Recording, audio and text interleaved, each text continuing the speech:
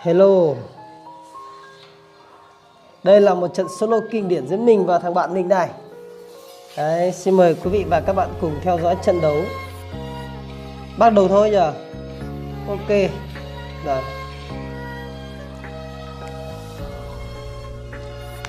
Hãy nhớ là AK Bắc Hồ nhá. Đấy, một clan anh em đi giành chán rồi rủ nhau đi bắn nhau. Đấy, anh em đến lúc tàn sát nhau nó như thế này đấy các bạn ạ. Được rồi, không chém gió nữa, đi luôn thôi. Vâng, một quả táo đắt đầu tiên đã dành cho yêu thầm vợ bạn và trịch nhầm vợ bạn. Một lần nữa bị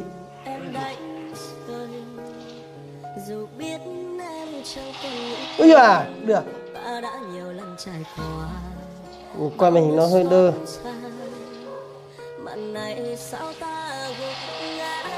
Vâng.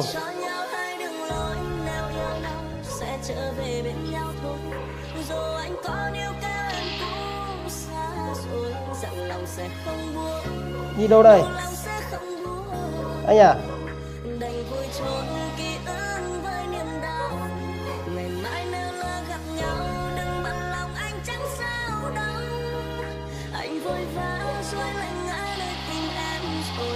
Đi à? Kinh đó, xoáy rất là nhiều nhưng mà không biết là xoáy đi đâu.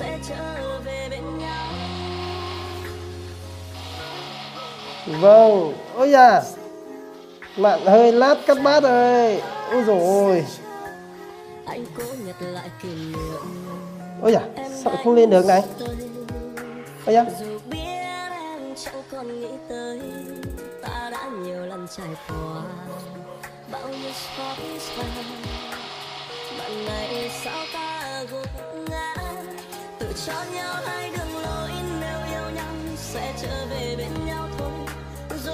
Ây da, bạn xì đá quá.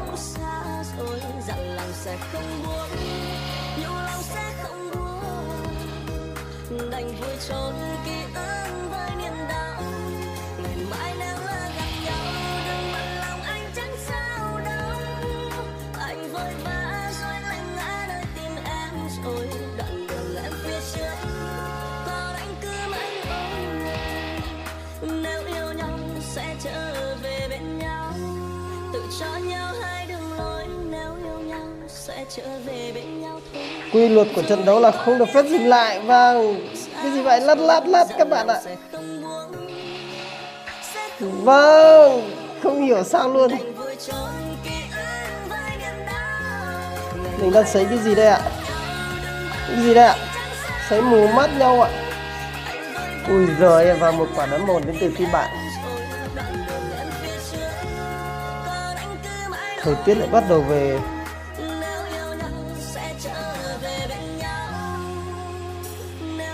Ây à, đủ thế mà không chết.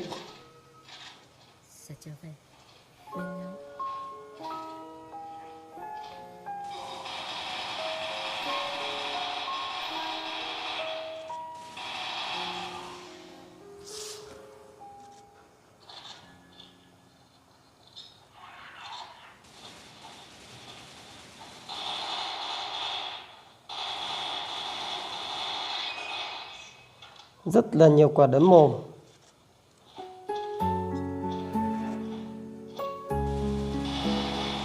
Ôi da, bắn như thế mà vẫn bắn được, mình còn 30 tiết. Hay đó. Ôi da, đơ thế.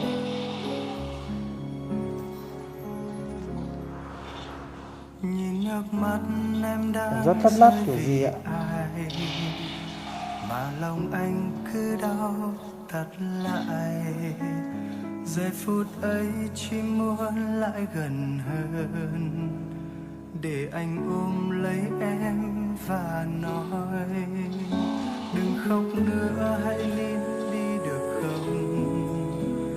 Nhìn đôi mắt em đã sưng lên kìa, chẳng còn xinh xắn. Tỷ số bây giờ đợi nghiêm về yêu thầm vợ bạn. Ôi dồi ôi, vâng. Bạn ấy tên là Trịch nhầm vợ bạn. Anh em trong clan rất là hay đi danh với nhau này. Đây, úi dồi ôi, được.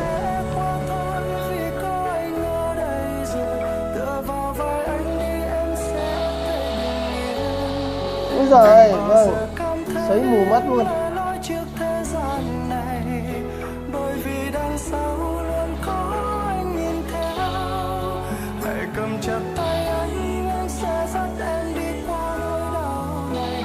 Ôi dạ, bạn lát hay sao đấy? Và kết thúc trận này thì anh em sẽ nghỉ nha.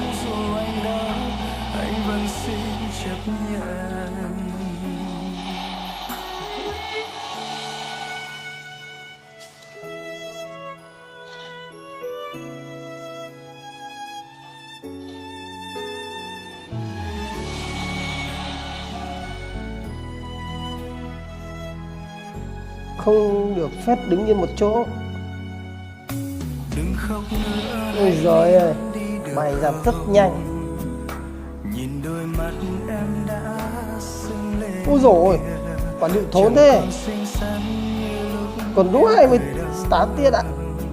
Nào ngoan nhé, nghe anh một lần thôi. Mọi chuyện buồn cũng sẽ qua thôi. Đủ thế mới có 35 thôi à?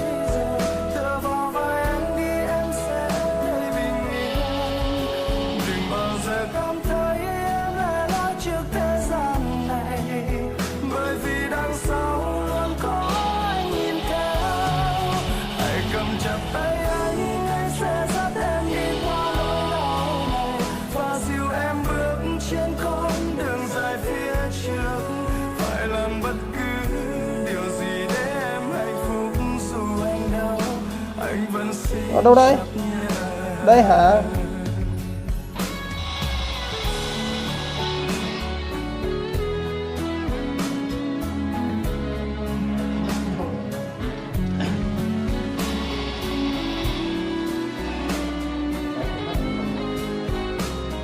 Đúng rồi, mắt tinh thông thì nó độ định của nó sẽ cao hơn một chút. Rồi, vâng, bản lĩnh tinh tế thế. Đến đừng bao giờ cảm thấy em lẻ loi trước thế gian này, bởi vì ôi dồi, vâng, lại một lần nữa. hãy cầm chặt tay anh sẽ dắt em đi qua nỗi đau này và dìu em bước trên đường dài phía trước, phải làm bất cứ điều gì để em hạnh phúc, dù anh đau anh vẫn xin chấp nhận. Dạ. Vâng, sấy rất là nhiều, mù mắt luôn. Anh vẫn xin chấp nhận.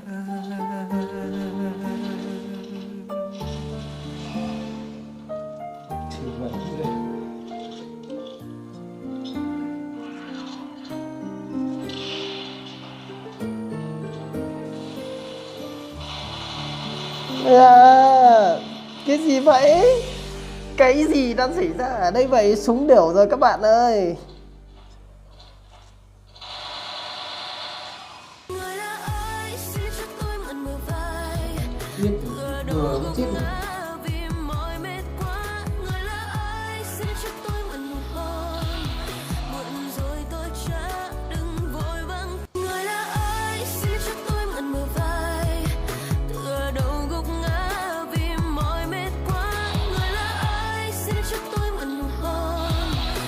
Ôi giời, ôi giời.